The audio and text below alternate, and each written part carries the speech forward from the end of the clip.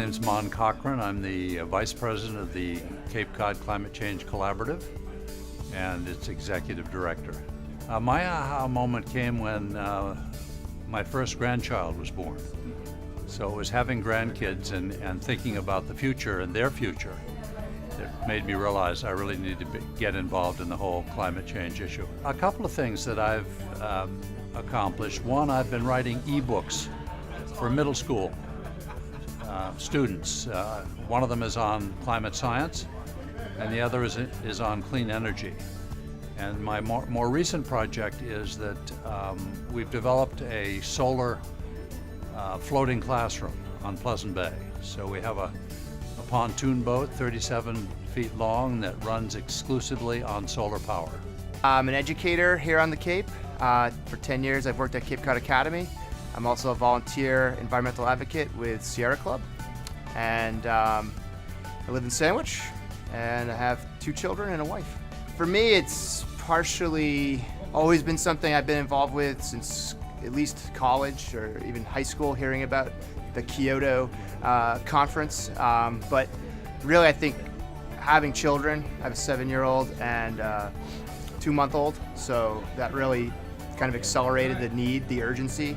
And as an educator, working with kids, especially high school kids, I want to help them, empower them to make a difference. Yeah, the thing I'm probably most proud of is being a small part of helping to organize a Youth Climate Change and Human Rights Summit for Cape Cod students, which was hosted at Cape Cod Academy in 2017. But we didn't directly, mitigate climate change that day, but we hopefully taught kids some information that would empower them to then speak to decision makers and shape a brighter, greener future for us all. I'm helping Sierra Club host an educational forum on offshore wind energy, which is hopefully soon to be plugged into our region, so we can keep moving towards this net zero goal. My name's Fran Schofield. I live in Brewster. I'm a realtor with Robert Paul Properties and environmental and political activist. My aha moment was watching a presentation by Rich Delaney, the CEO of the Center for Coastal Studies, on climate change. And despite the fact that I've been aware of climate change, there was something about his presentation, warming of the oceans, that really made an impact. So that was my aha moment. That was a few years ago. What I'm doing as a result of that event is I've become active. I was one of the founding representatives of the organization that started the Cape Cod Climate Change Collaborative. I am working with the Roundtable to present this net zero event, and I've become a donor and an activist for climate change issues. I would say continued involvement in the Cape Cod Climate Change Collaborative, continuing to work with the people here over the next year, and I'm also involved in the Indivisible movement, and we are very active in presenting forums, educational forums on climate change, and so it's in that arena that I'm activism, organizing, and as a donor. Chris Powicki, and I live in Brewster. I'm an energy consultant and an advocate, and I also teach renewable energy courses at Cape Cod Community College. I made a commitment to address climate change, and that occurred back in the mid-1980s when I took a course at college, the first course that my college ever offered focused on climate change.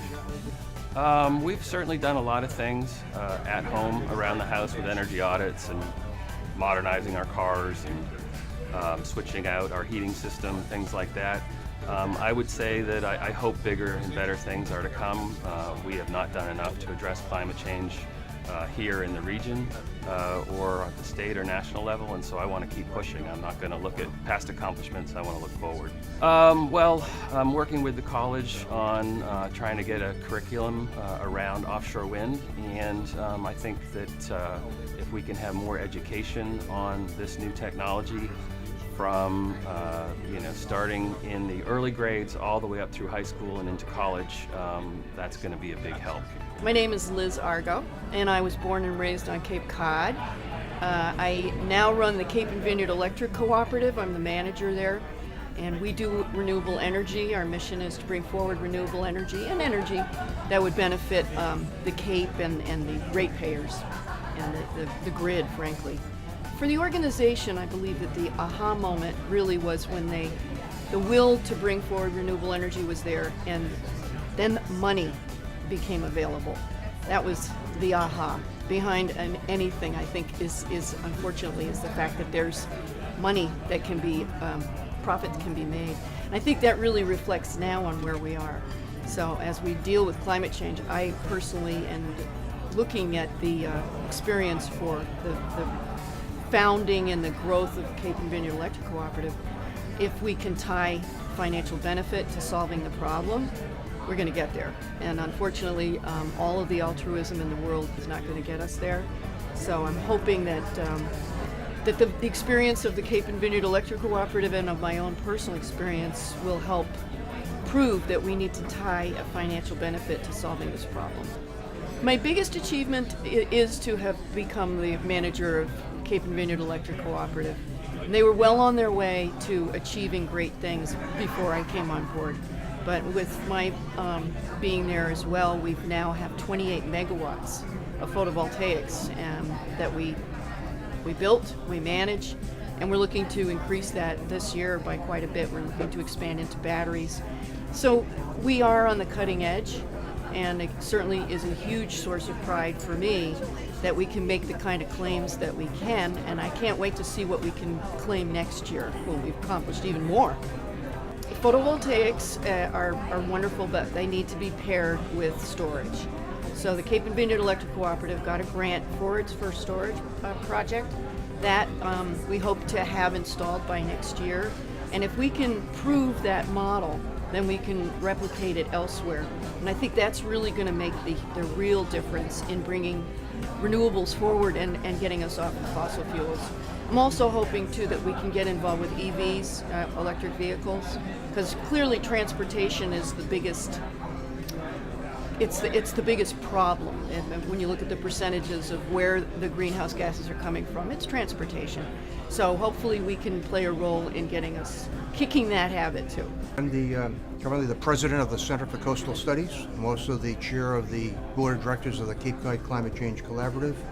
And my entire career has been dedicated to the preservation and conservation of ocean and coastal resources.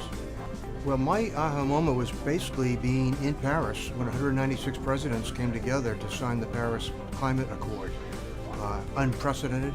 Never have that many presidents anywhere near that number come together to make a commitment to do something big that affects everybody around the world. And I was there. So I brought that message back to Cape Cod and tried to spread my aha moment to everybody would listen to me. And out of that came the establishment of this thing called the Cape Cod Climate Change Collaborative. Yeah, at work, we, the Center for Coastal Studies, have made, like others, a commitment to being green, energy efficient. We have solar panels on our roof. We have reduced our amount of energy and use of materials in the building. A lot of our people bike to work or walk to work. So the center is trying to do its part. At home, I just bought an electric car, a Prius Prime, which is power electric, so I can charge my battery and drive to work on 29 miles and back on a charged battery.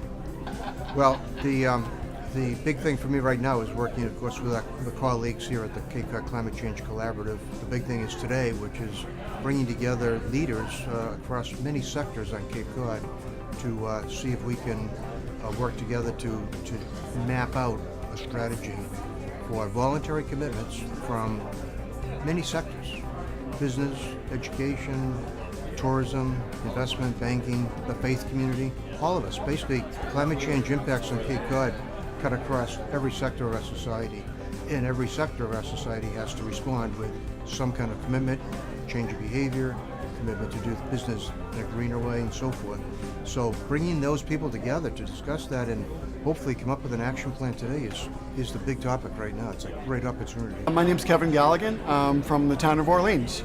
In the late 1960s, with family, we were visiting relatives in California in the smog-filled California air. From that point forward, I became passionate of importance of clean air, commitment to our natural resources, water, land, and conservation. I am very happy to say I was the first energy efficiency program manager for the Cape Light Compact. Worked for 10 years and advanced regional programs that help people save money, save energy, and directly resulted in lower CO2 emissions. I am the newest Board of Selectmen member for the town of Orleans, and I'm excited to say very soon we'll be submitting our request for designation as a green community, and we'll be doing a lot more at the municipal level. My name is Tom Weinman, and I'm the founder and owner of Clean Energy Design, which is a small renewable and sustainability company based on the Cape. Been interested in renewable energy since I was very small, and grew up and lived through the first of the energy hiccups. And of course that leads into issues with climate change as well as the failing of energy sources we've been relying on. Well, it sort of came along with what I've been interested in doing. So I don't know that it was really aha, other than, I was very interested in the progress that was made early on with the early climate conferences. And I was really glad to see the world come together on that and its implication to change our energy habits. Well, that's been, pushing and expanding my business, really, and influencing others, educating others. I've done a lot of education and workforce training over the years. So that's been a big part of what I've been interested in sharing and educating folks on. Mostly helping continue the education process and get more acceptance and buy-in of changing our energy habits and practicing sustainability. We've just launched a floating classroom that will be flying Pleasant Bay, which is fully electrically driven, powered by solar. I'm Janet Milkman. I'm the Executive Director of the Barnstable Land Trust. That was probably, when I was still a baby, but more recently, my 26-year-old son, who is a gardener, when asked about why he did what he did, he said, "Mom, the world is dying. This is what I need to do." And that's really sobering, but it's really motivating. So that was my more recent aha moment. So I have gone as electric as possible in my house. I have solar panels on my house. I just installed mini splits, so my heat is solar, and I'm driving a Prius. So that's what I'm doing. Hoping to put solar panels on my office at work. Okay, my name's Mike Duffy with the Yarmouth Energy Committee, and recently retired from the National Renewable Energy Lab, Golden, Colorado. One of the last projects I worked on there was to help the state of Hawaii develop a plan for achieving 30% energy use reduction by 2030 and for providing 40% of that energy through renewable resources. And I would like to be able to provide some of the same thinking that was done there for Yarmouth and for Cape Cod as a whole. I'm Pete Sampu. I'm a teacher at Sturgis. My students call me Dr. Pete. I've been in education for, since the 80s. As a research scientist and now as an educator of our youth. My big moment that I'm able to contribute to the global level was actually getting solar panels on my grandmother's house, which I am now living in. which is pretty cool. And I've been net zero on electricity since we put them in 3 years ago. My aha moment, or my real passion, I mean, it might go back to my first Earth Day in the 60s. But I've been concerned about the environment and the net imbalance since the 80s, and when Gore came out with his book in the beginning of the 90s. It was pretty obvious as an educator and as a scientist that something needed to be done, and tremendous frustration with the lack of action. I hope into the future is something better than the electric car. Sierra Club identified it as a model mode of transportation. It's called Electric Light and Fun. I don't have the money yet to buy it, but when my daughter gets out of college, my 2 daughters, one's out, then I should have enough money to buy this 3-wheeled electric-powered vehicle to get back and forth to Sturgis Charter School in. I'm Bert Jackson. I'm CEO of the Cape Cod Technology Council. I also work with the Cape Cod Blue Economy Foundation. And it may sound silly, but my aha moment with climate change was the horrible movie Waterworld. And the opening sequence for that shows the water rising and covering continents. And it just reminded me of what, even back then, what the consequences are for global climate change. And in the last few years, it's been wonderful that we now have the tools available to actually start doing something about it. Whether it's putting solar on your house, and we've just signed up for that. Working with organizations like the Cape Light Compact, which has great programs for helping you reduce your energy consumption in your house. And even we've seen our electric bill go down as a result of that. Whether it's using smart power strips and eliminating the vampires that are in your house, to increasing insulation, etc. So really looking forward to a lot of the ideas that are happening here today, and working within our organizations and just as a citizen in the region to help move this process forward. Roseanne Shapiro. I live in Harwich. I've lived on the Cape for almost 18 years. I grew up in cities, a lot of cities, and really like not being in a city environment. I didn't really have an aha moment. I think it's just been a gradual progression of, because I live in this fragile environment, I need to be really aware of how I move through my day and through my year, and how I use the resources available. But I was really hit over the head by the increase in really severe weather. That was an eye-opener for me, and I said to myself, well, I'm already doing a lot of stuff. What else can I do, And that's when I got into more of sort of spreading the word. Probably lifestyle changes. I became vegetarian about 1.5 years ago, again, really as a way to support improving the environment, not eating animal products. I'm an avid recycler. I actually pay $20 a year to be able to use the recycling part of the transfer station in the town where I live. And just being really conscious of using resources, reusing things, wearing a lot of secondhand clothing, shopping at thrift stores. I'm not sure what else I can do. If I could get a new car, I would consider a hybrid or electric, but I have a 13-year-old Subaru, which has good gas mileage, and that's good. I think what I'm working on is more reaching out in the wider community.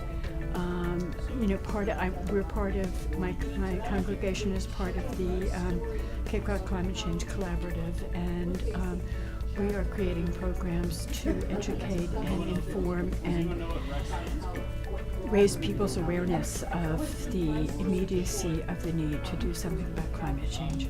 Hi, I'm Lynn Solomon, and I'm a member of the Faith Communities branch of the 5 Cs. And I joined about 5 months ago. As far as what made me want to take some action is when I saw the polar ice caps and how they've changed, how they've melted in the past 10 years, and even more so in the past 5 years. It really spurred me to want to take some action. I'm just getting started in trying to figure out how I'm going to personally address the issue. We are going to be looking at putting solar panels on our church, and also we've developed an environmental committee that's looking into green practices. My name's Julian Davis. I manage a boatyard in South Orleans on Lower Cape Cod. So obviously I supported the movement in general and being aware, but it really that aha moment really happened when I was actually at the boatyard and we were in the process of holding back 3 feet of floodwater from taking out most of our equipment. And again, that was a reality check that it was time to get committed. So I'd say the biggest commitments have been at the workplace. The first real step actually has just been moving a lot of the production and boat building away from our waterfront location, moving inland. Again, from just the runoff and the flush that you get in the process, and the natural kind of negative environmental effects that we create in that field, as well as they've made a big investment in solar power. Has been kind of the next big step. The 2 biggest things are we're pushing electric motors within all our boats. We'd like to have all our vessels under 2,000 pounds powered by electric motors, as well as redesigning our waterfront in general to handle both rising water, but again, runoff and storm drainage, things of that nature. My name is Don Mallinson. I happen to live in East Falmouth, and while I've been retired for a lot of years, my aha moment was about 15 to 20 years ago. I saw a poster that showed the outline of the 5 Great Lakes with a big X through 1. And the caption on the photo, on the poster, 1 down, 4 to go. This is terrible. I mean, how can we be so blatant in destroying a significant part of the universe? Okay, what I've been doing, about 12 years ago, I began to design a net zero energy house. Built it and moved into it in April of 2012. In those, 6.5 years since, I have paid Eversource $0.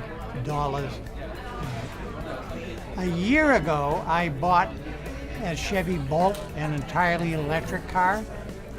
I now fuel that car, if you will, with energy from the house, which is from the solar panels. I generate electricity. I don't generate gas. I don't generate diesel fuel. So now I am living in a house and driving an automobile, and all at net zero for the community. So I think that's great. Oh, just getting involved in the community in terms of banning plastic and doing other environmental things. They're not necessarily energy oriented, but they are environment oriented, and I think that's very important. And also being part of this conference. This is a great conference. I have been to a lot of conferences in my life, as you can probably imagine. This has been one of the best. Well, my name's Betty Hyde McGuire, and I'm a science teacher at Sandwich High School, and I'm a resident in Brewster. Well, my aha moment came as partnering with the NEED program and bringing the BEES kits to my students, Be Energy Efficient, while I was teaching them about what was in the kit and then teaching their parents how to use the items in the kit. The students would come back and ask me more strategies on what they could do for climate change. So that prompted me to be here today. At my home, I've offset 59,000 pounds of CO2 from the solar panels on my home. I've saved up to date 36 trees and powered over 300,000 homes with excess energy that I've had on my roof. Keeping it up at home and also in school, we have a huge recycling program going on to reduce carbon footprint. We're part of a community garden in Brewster, which offsets our carbon footprint again, and we're just continually I'm always out researching and working with CVEC and the NEED project. Robert Shapiro. I'm on the Wellfleet Energy Committee, and I'm co-founder of a group called Climate Mobilization Outer Cape. Well, I've always been involved in environmental issues and agricultural issues, but frankly for years not paid much attention to the technical details. But a few years ago I happened to read a long paper that was very controversial and having difficulty being published, which talked about in real terms what was happening in the climate. And it so upset me that I said, this is unbelievable. This is something that I have to be involved in and try to do something about.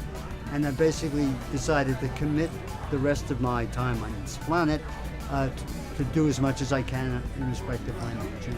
I would say that my focus has been, first of all, to help some of the major organizations struggling with climate change issues, in particular a national organization called Climate Mobilization, whose objective is to get people to understand that this is such a crisis that we need to mobilize everybody in order to address it. We can't look at it as little pieces or minimal effort. It's got to be maximal effort. Everybody's got to be working on it, or we won't fix this problem. So my major objective right now is to take some strategy that we're trying out in the town of Wellfleet for getting people involved, mobilizing the people in the town of Wellfleet, and expand that. Initially, we've included 3 other towns on the Outer Cape, but the objective is to make this Cape-wide, say Barnstable County.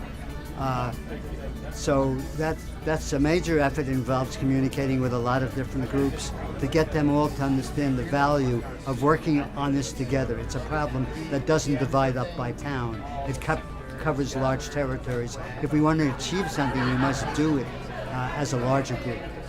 I'm Emma Hupp, and I go to Sturgis Charter Public School in Hyannis, along with my other fellow friends that are here today. I would say it was probably like 5 years ago. My dad worked for a company called Resolution Energy, and they basically worked to bring awareness in homes with like people who had maybe less efficient things, and they gave like free audits and like a whole set of new energy efficient light bulbs and things like that. And so that was kind of when I realized that like it's a issue that everyone can work to solve. I'm Grace Churchill. I'm from Sturgis Charter Public School on Main Street in Hyannis. I have a long commute to school where I carpool with about 4 other kids, so we really cut down on people that could be driving.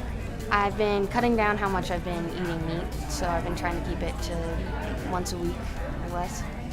So I watched the Food Incorporated video that's on Netflix, and I wasn't really aware of the foods that I was eating and how like contaminated and toxic they are for our bodies and the conditions of the animals, because there's a lot of propaganda, like we don't see the actual like effects.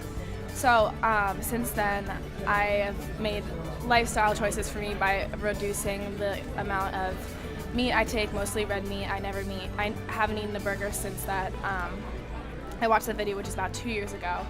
And before that video, I didn't really care, or I wasn't really aware of any of the issues, so it kind of sparked my interest. My family, for me, we used to buy a lot of plastic water bottles, like that's where we drink our water because we didn't have like a filter. So like every couple of weeks we would get like stacks of like packs of water bottles, and I have educated my family because my entire family really like they didn't really care and they weren't aware of any of the issues before I educated them, and after I started taking an environmental class I became aware and watching Food Incorporated. So I educated them on the issues, and now I've changed my entire family's lifestyle, and I think I've really reduced my family's carbon footprint. Well, yeah, definitely this conference has opened my mind, and I would like to participate in other conferences that are coming up that people here have mentioned, talked about and invited us. And yeah, just staying active, being aware, educating others, supporting veganism. So my name is Erin Sanders. I'm a senior at Sturgis Charter School. I'm from Plymouth, Mass. So I guess I would say that my aha moment, I was watching a documentary. It's called Cowspiracy. It talks about animal agriculture and its impact on climate change. So that was kind of the real moment that I realized that I wanted to do something about it. My lifestyle changes. Like, I've been vegan for over 2 years. I've been vegetarian for like 6 or 7 years. And if you just like look at the like science behind the impacts of that, it's like greatly reducing my carbon footprint. I'd really like to get an electric car, so I'm trying to like save up some money to do that. My name is Jeffrey Morgan, and I'm the co-founder and executive director of an organization called Ocean Protection Advocacy Kids, or OPAC for short. It was freshman year in college. I was sitting in Oceanography 101 lecture and just realizing how much we actually didn't know about our planet and how quickly we've destroyed it. So definitely through the workplace, just by telling people the story of our oceans and our climate and what we can do about it, just trying to get the next generation to care. Just keep reaching more students with our programming to keep it lively discussion. Okay, my name is David Fielder. I live in West Isbury, which is in the center of Martha's Vineyard. I moved up there when I retired about 8 years ago. I'm heavily involved in our local church. Well, I grew up in a family that was very environmentally conscious. My dad was a big recycler and a big composter and a big gardener, but I think my aha moment was Al Gore's An Inconvenient Truth, and that's kind of when I thought I need to be more active, and so I started reading more, researching more. I started a book group to read some of these books on the environment, like Storms of Our Grandparents, and a variety of the big environmental works. At home was probably my biggest impact, and when we moved up and built our house, we built a very energy efficient house. I have a geothermal heating and cooling system. I put a 5 kilowatt wind turbine up and about 9 kilowatts of PV on the south facing roof of the house. But we drive a Prius as well, so we're trying to be very energy efficient and use alternative energy. The house is all electric, so there are no fossil fuels involved in the house. But we also, I'm with a colleague of mine who's also here at this conference. We got involved in creating a green team at our local church, and we're trying to educate the congregation, but also the wider island community on energy efficiency issues. So we partner with Cape Light Compact and with our local library to host seminars on energy efficiency, on the incentives that are available for improving energy efficiency and using alternative energies. That's what we're working on now, is kind of working in the community to raise awareness. So the Green Team does a lot of things, but in terms of the Net Zero Conference, it's primarily to raise awareness of energy efficiency opportunities that are available in Massachusetts, both at the congregation level and at the community. One of the things that we're doing is Paul Minas has invited us to participate in that climate, that faith-based climate group, and so we're looking forward to actually becoming a much more involved part of that, bring the island into that partnership. Nathaniel Mayo, I'm Manager of Development and Policy for Vineyard Wind, and I live in Provincetown.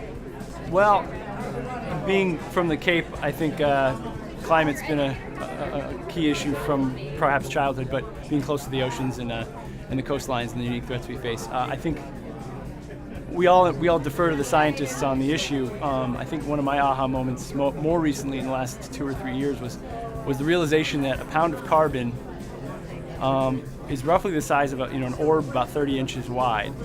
And to bring that home, we put 20 of those into the atmosphere with every gallon of gas we burn. Understanding, as much as some people feel like we can't have an impact on the global climate, putting that amount of material out into the atmosphere, it really to me is a tangible way of understanding that we do actually have a real impact in putting out heat-trapping gases into our atmosphere. And that layer is increasing, and we've seen from slides today that the amount of carbon seems small in some respects, but it's really unprecedented, and it's pretty clear to me that that's what's driving the issue now.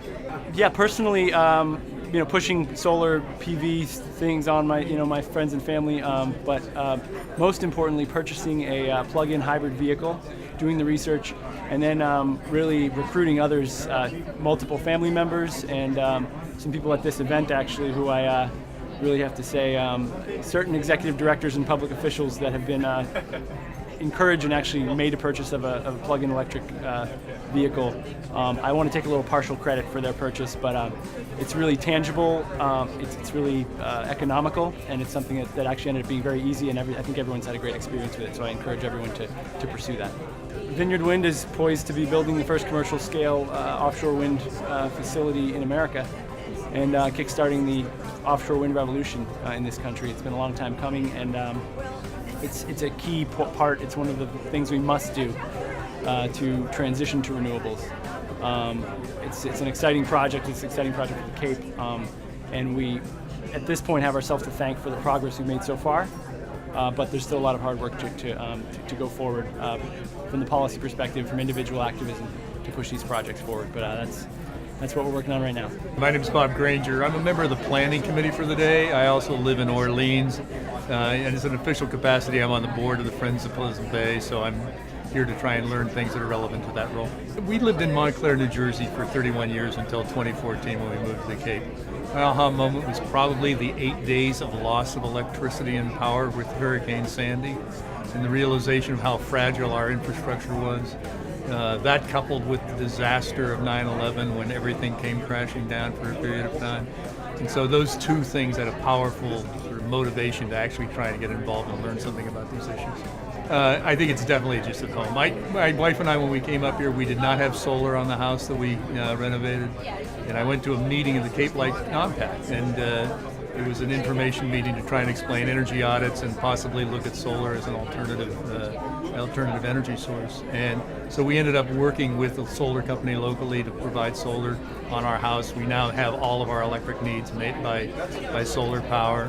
It's terrific not to get a bill every month or to get a credit every month. Probably my biggest signal achievement. I think trying to learn more about these issues. I'm very, we hear about green power, I'm very green to these issues. I have a background in education and research in the social sciences, but this is forward field for me, so I'm looking forward to learning.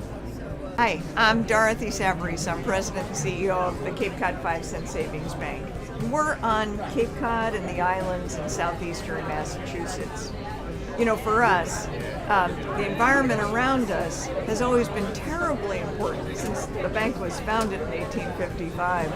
So we've been very sensitive to understanding the implications and the ramifications of climate change and its impact on our region. And so, as part of our 5-part community commitment, we've tried to do everything that we can to mitigate that and to be a force for good.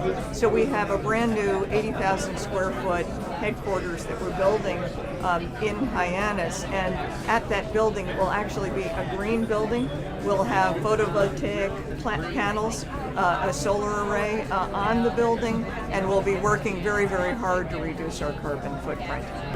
For me, because of the fact this is something I've studied for a long time, I can't tell you one aha moment, and what it is a series of aha moments, and they're not good.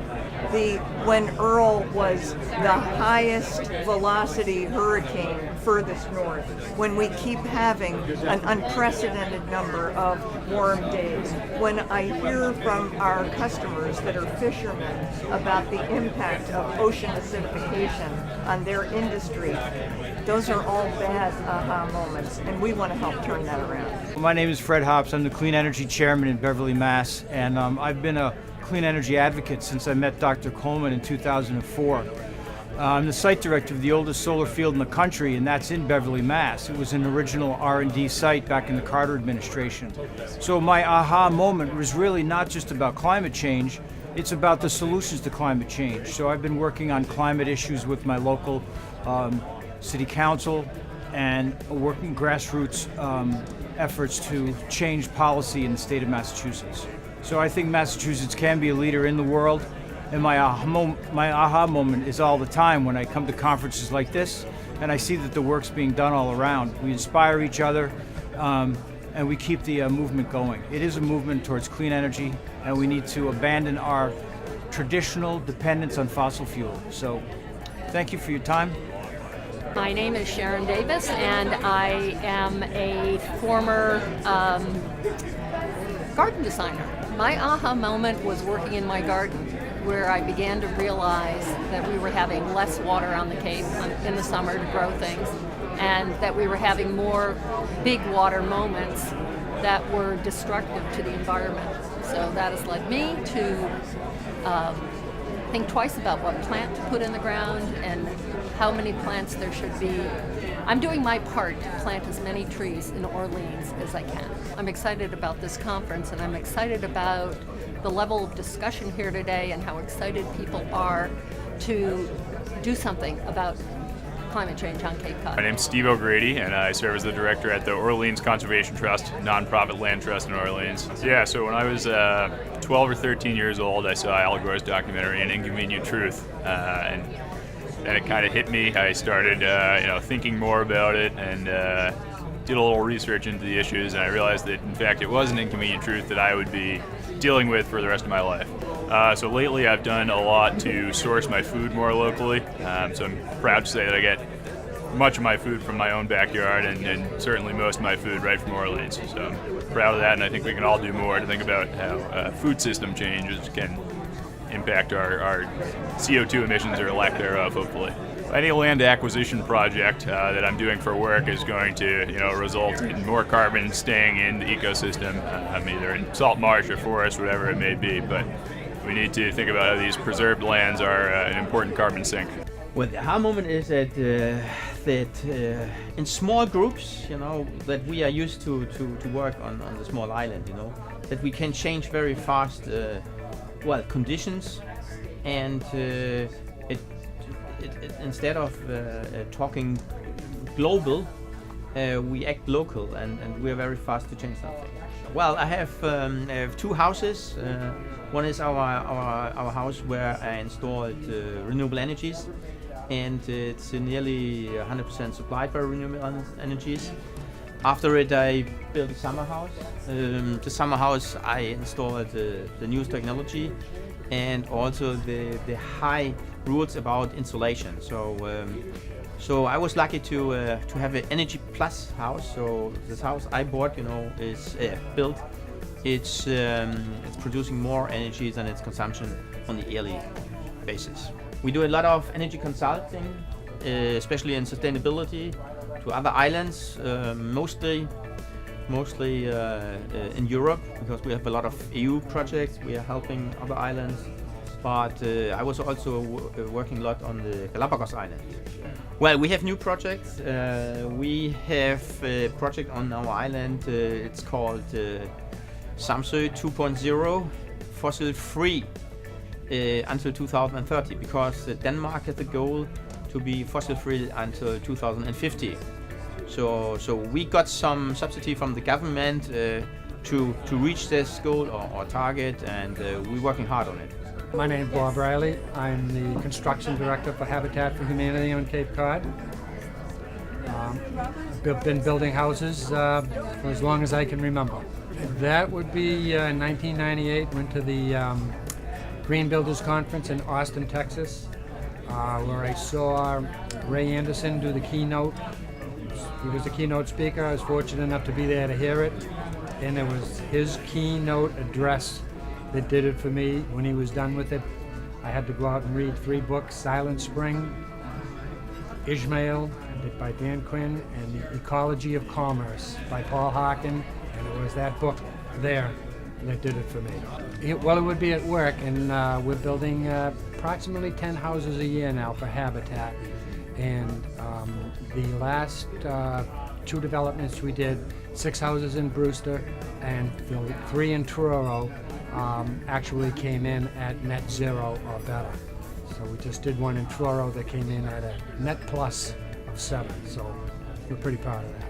Oh yes, yeah, we've got 4 under construction in Marston's Mills, another 3 under construction in Dennis, and following that there'll be another 8 in Brewster, 2 in Wellfleet, 6 in Howard. So we've got quite an ambitious schedule ahead of us. But we build them all very tight. All of the new technologies that are out there, we are keeping up with them all the time. And so with each new technology, that efficiency of the house improves. I'm Diana Landau, and I live in South Orleans. I'm a trustee for Orleans Conservation Trust. My professional background is in publishing and communications.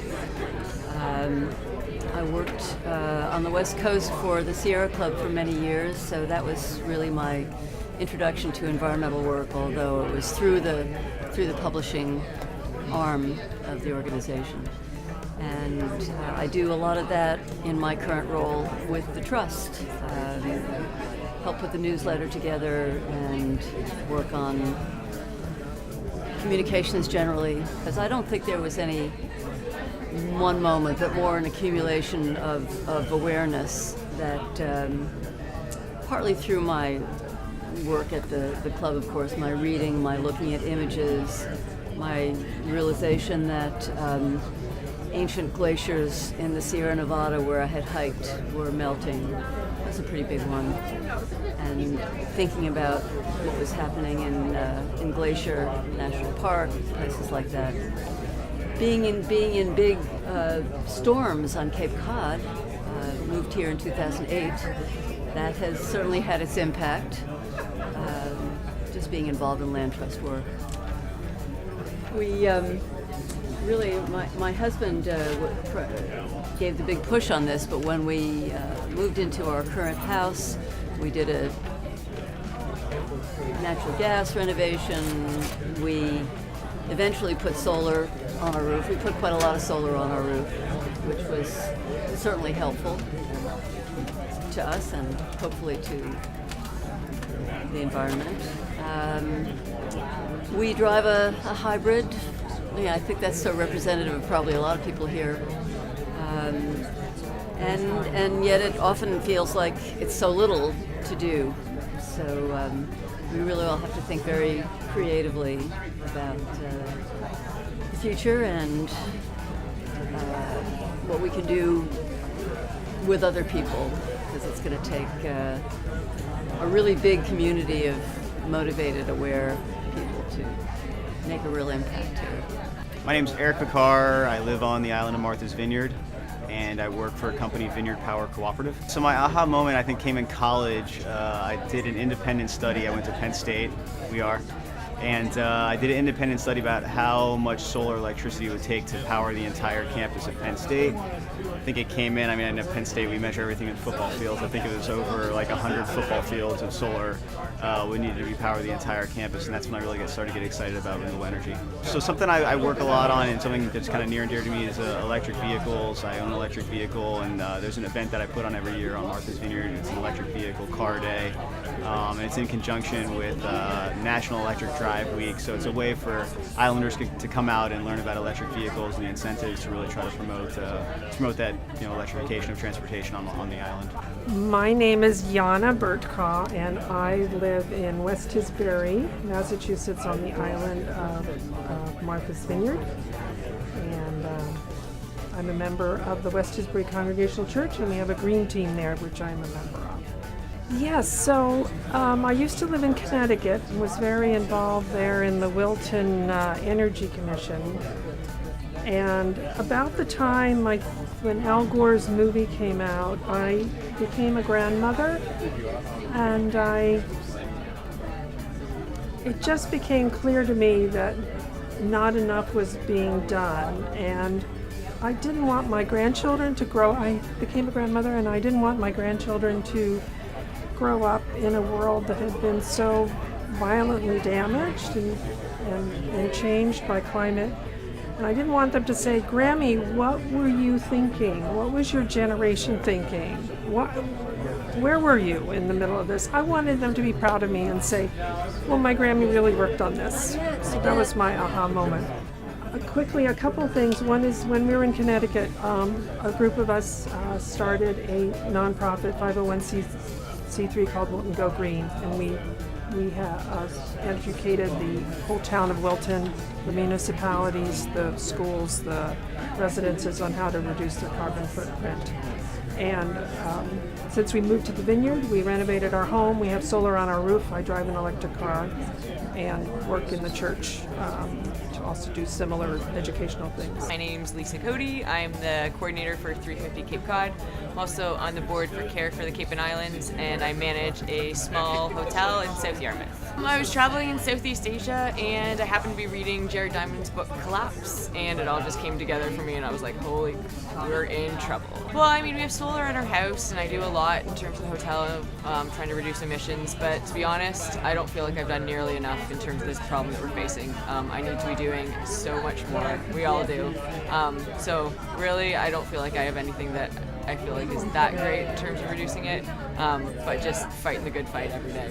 Yeah, offshore wind event on Monday that we're trying to get as many people to go to. We need the Cape to support offshore wind. It's the biggest opportunity that we have to reduce our carbon emissions, so everybody needs to get on board. My name is Margaret Song, and I'm the Commercial Industrial Program Manager at the Cape Light Compact. So I know you're supposed to have an aha moment, but I think a lot of this just happens over time, right? And then in hindsight, it feels kind of like you have an aha, but you know, I had finished college, and you know, I'd been thinking about what to do with my life and all those sorts of things, and I had a job that actually paid money, which was really exciting, and I was advertising, and I thought, this is so great. And then I realized I'm selling things I don't really care about. So I decided in that moment, I'm gonna take a risk. I'm young, right? Like I can go and do things. And so I left and did AmeriCorps Cape Cod. And as part of that effort, I actually ended up working with Cape Light Compact. I never thought I would work in energy efficiency. If you had asked me when I was a little kid, I would never say that. But in reality, it's been one of those things that over time I've looked back at and thought, wow, you know, you really make an impact one step at a time.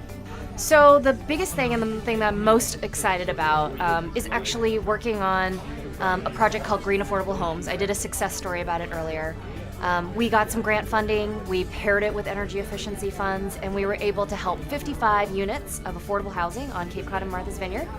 We paired solar with energy efficiency, and my proudest moment was when I had a homeowner tell me they hadn't paid a bill in 5 years. And that helped them to really make it. So I think that's the most amazing thing to hear. Yeah, so one of the things that the Cape Light Compact is considering is this thing called strategic electrification. Some people have talked about it earlier today. We're talking about having 700 homes that we would change from oil, propane, and electric heat to heat pumps. We would also add solar electric PV panels to that, and then add battery storage. This is going to help with resiliency, so hopefully when the power goes out, you'll have something to actually use. Hopefully now you'll have heat that can be paired with the solar. And the idea will be that those people that are low income, or income eligible as we like to call them, they would get these services at no cost. And then we would ratchet up what people pay by their ability to pay. Matt Cannon. I'm the director of the Chatham Conservation Foundation, and I'm on the board of the Sierra Club. And I'm an AmeriCorps Cape Cod alum, very proud of it. I thought a lot about it. I mean, obviously being involved in environmental studies in college was a big eye-opener, but specifically I had a class junior year of college and it was international relations of the environment. And we had a conference of parties, just like the Accords in Copenhagen, and we each were countries talking about emissions and the effects of climate change. And a girl in my class was actually from Tuvalu, and she played Tuvalu, and their island is sinking. And that hit home pretty hard, that, you know, in 50 years, her island would be gone. So that was a pretty big aha moment. I don't think I have a huge achievement today. I will say reducing waste and recycling is kind of an indirect way of reducing my reliance on plastics and oil. But I look forward to doing a lot more after this conference, and hopefully purchasing an electric vehicle would be my next mission. I'm Steve Tom, and I live in Sandwich, originally born and raised in San Diego, California, so I've lived on both coasts and in Hawaii. Well, I'm very pleased to be involved in the Faith Communities Environmental Network. We actually, through my church in Sandwich, which is St. John's Episcopal Church, we're going to be the host venue for the first community forum that the faith communities put together, bringing science and faith together in a dialogue. We're calling it Tackling the Climate Crises Now, and it will be on November 4th from 2 to 4 o'clock, which is a Sunday. The program is going to feature Dr. Phil Duffy, the president of Woods Hole Research Center, and then also the Reverend Dr. Margaret Bullitt Jonas, who is both a missioner for the Episcopal Church in Western Massachusetts and also for the United Church of Christ in Massachusetts. So we're looking forward to a dialogue between them and with the audience. We're hoping that we can get a lot of young people to attend and interact with these speakers. Hello, I'm Tobias Glidden. I'm from Nantucket. My aha moment came when I was 3 years old and I saw a flood happen on Nantucket. It was called the perfect storm. I stood in a foot of water, and the biggest thing I've done so far is to create a showroom for renewable energy. It's called the Shanty. I'm Jim Wolf. I'm the Sustainability Director at Cape Air.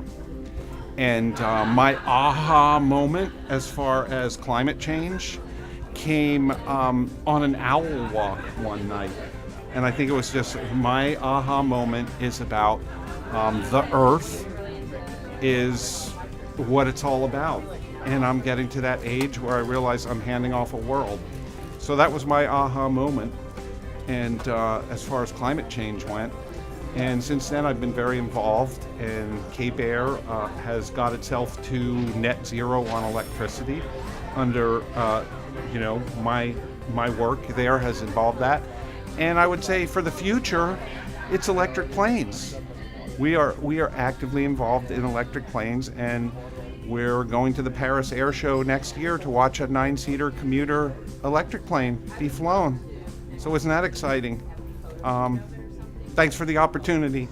Bye.